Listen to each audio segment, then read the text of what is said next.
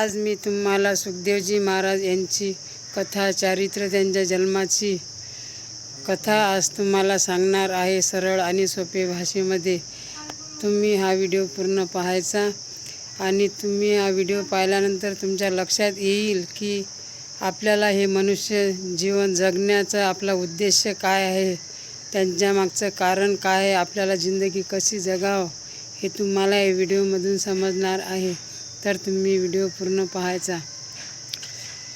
शिवजी आणि पार्वती एका ठिकाणी बसलेले असतात आणि त्या ठिकाणी शिवजी माता पार्वतीला कथा सांगणार असतात आणि शिवजी पार्वती मातेला म्हणतात की मी तुला आज अमरकथा सांगणार आहे आणि तू हे अमरकथा पूर्ण ऐकशील आणि हुंकारा देशील.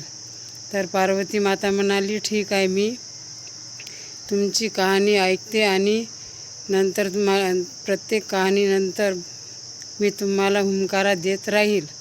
तर असं करता करता शिवजी मातेला कथा सांगत होते. कथा सांगता सांगता अचानक मातेचे डोळे लागून गेले. माता पार्वती ही कथा सांगता सांगता त्यांचे डोळे लागले आणि मग शिवजी ते कथा सांगतच होते. आणि एकदा काय झालं, तेथे शुक नावाचा पक्षी तेथे राहत होता आणि तो पूर्ण कथा ऐकत होता. शुक म्हणजेच पोपट. तो पोपट खूप चांगला असं कथा ऐकत होता. आणि जेव्हा पार्वती मातेचे डोळे लागले तेव्हा त्याला असं वाटलं, त्या पोपटला असं वाटलं की माता झोपलेली आहे, तर मग आपण जर का हुंकारा दिला नाही तर शिवजीला असं वाटेल की पार्वती माता झोपलेली आहे, आता आपण येथेच कथा संपवून टाकू. तर पार्वती माता जेव्हा तिला झोप लागली तर जो पोपट आहे तो पोपट हुंकारा देत होता आणि हुंकारा देत देत त्यांनी जी अमरकथा होती ती अमरकथा पूर्ण केली. आणि अमरकथा पूर्ण झाल्यानंतर मग त्यांच्या लक्षात आलं की पार्वती तर झोपलेली आहे, मग आतापर्यंत हुंकारा कोणी दिला. तर वर पाहते तर एक पक्षी बसलेला होता आणि तो पोपट जसा पोपट शंकरजीला दिसला तसाच शिवजी उठले आणि त्या पोपटच्या मागे लागले. पोपटच्या मागे जाता जाता आणि असं करता करता ते वेदव्यासजीच्या कुटियामध्ये गेले आणि तेथे त्यांची पत्नी बसलेली होती. तो जो पोपट आहे तो एका सूक्ष्म रूपामध्ये जाऊन त्या वेदव्यासजीची जी पत्नी होती तिच्या मुखातून प्रवेश केला आणि तिच्या गर्भामध्ये बसला. आणि मग जे वेदव्यासजी होते ते वेदव्यासजी कोण आहे? वेदव्यासजी एक श्रीकृष्णाचाच अवतार आहे. मग त्यांनी काय केलं, महादेवाची तपस्या केली आणि महादेवाला म्हटले की मला तुम्ही पुत्ररूपात पाहिजे. तर महादेवांनी त्यांना वरदान दिलं की ठीक आहे, मी तुला पुत्ररूपातच मिळणार.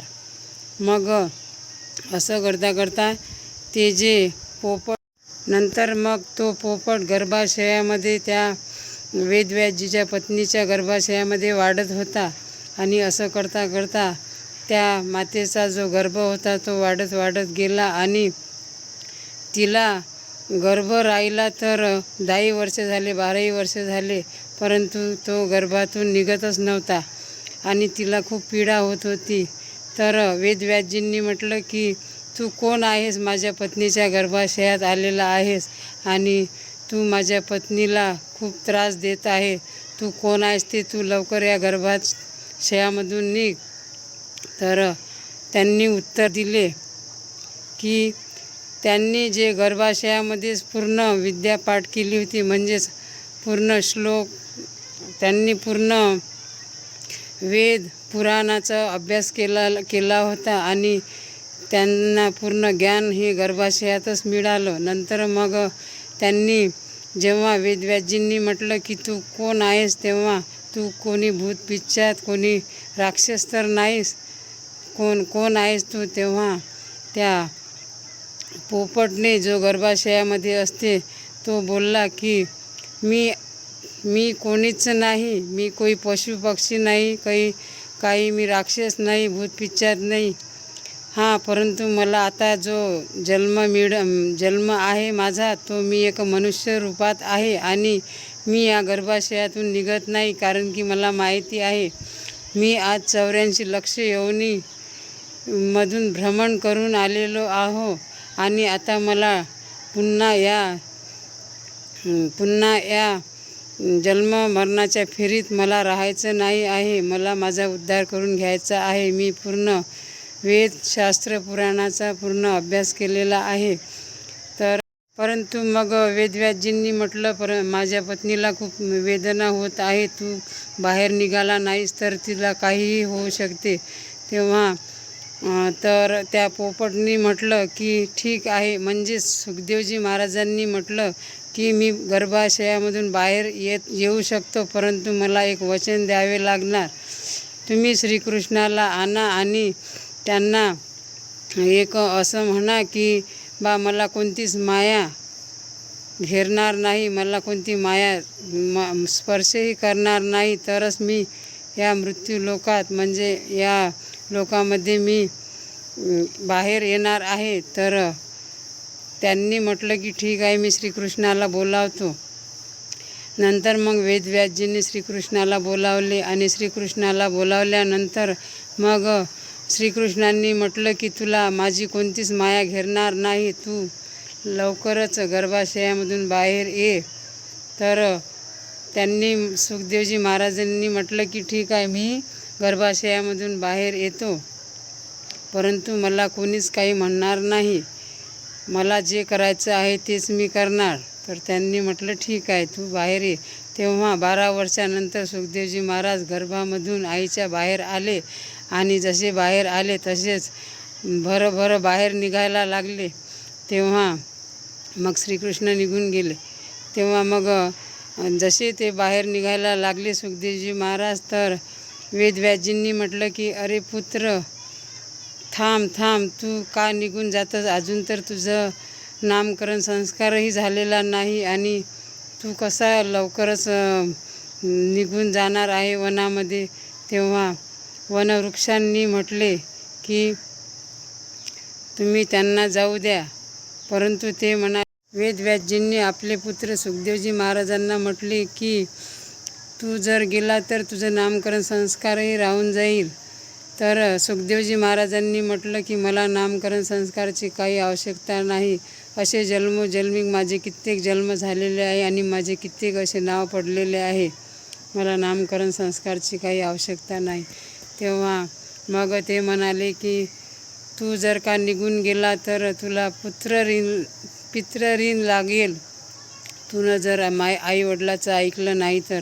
ते म्हणाले, सुखदेवजी महाराज म्हणाले की मला कोणताच दोष लागू शकत नाही, कारण की आज तुम्ही माझे पिता आहेत, तर अगोदर कोणत्या ना कोणत्या जन्मामध्ये मी तुमचे पिता होतो.